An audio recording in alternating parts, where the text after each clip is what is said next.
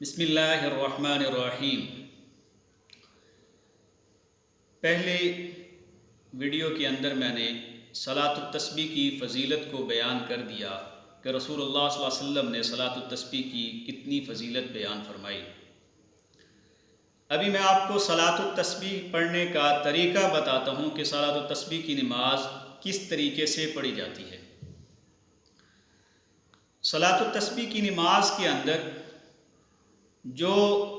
کلمہ استعمال ہوتا ہے پہلے وہ سن لیں۔ تیسرے کلمے کا جو پہلا حصہ ہے سبحان اللہ والحمد للہ ولا الہ الا اللہ واللہ اکبر، یہ والا جو پہلا حصہ ہے تیسرے کلمے کا،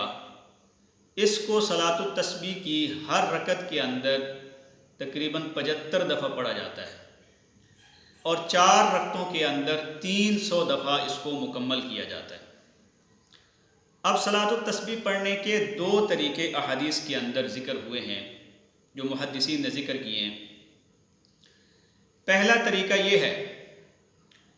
کہ 4 رکعت نماز نفل صلاۃ التسبیح کی آپ نیت باندھیں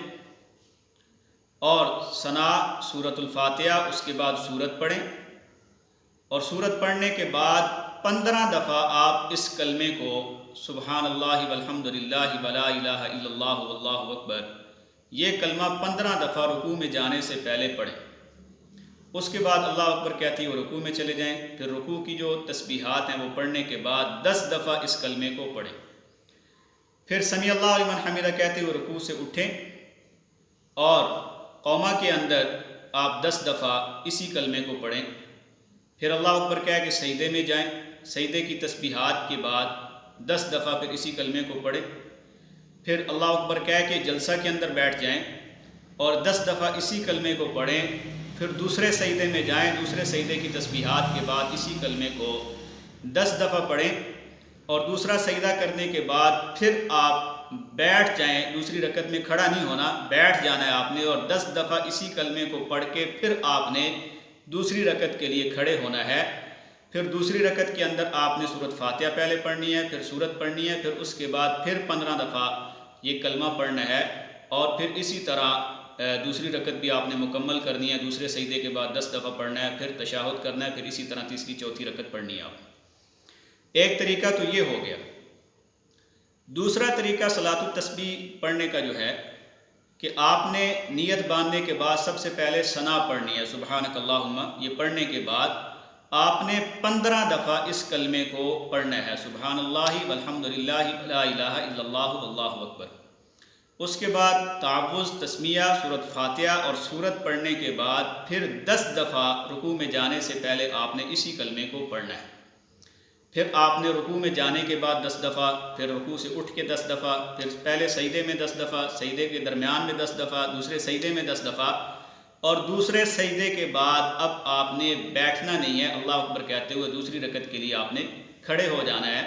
اور پھر دوسری رکعت کے شروع کے اندر پھر آپ نے سورۃ فاتحہ سے پہلے 15 دفعہ اسی کلمے کو پڑھنا ہے اور اس طرح پھر سورۃ فاتحہ اور سورت کے بعد پھر 10 دفعہ آپ نے اس کلمے کو پڑھنا ہے۔ تو ان دونوں طریقوں کے اندر تھوڑا سا صرف فرق ہے کہ پہلے طریقے کے اندر قیام کی حالت میں صرف 15 دفعہ یہ کلمہ پڑھا جا رہا ہے اور جو آخری 10 دفعہ ہے وہ دوسرے سجدے کے بعد پڑھا جا رہا ہے، دوسری رکعت میں کھڑے ہونے سے پہلے۔ اور جو دوسرا طریقہ ہے اس کے اندر قیام کی حالت کے اندر یہ کلمہ 25 دفعہ پڑھا جا رہا ہے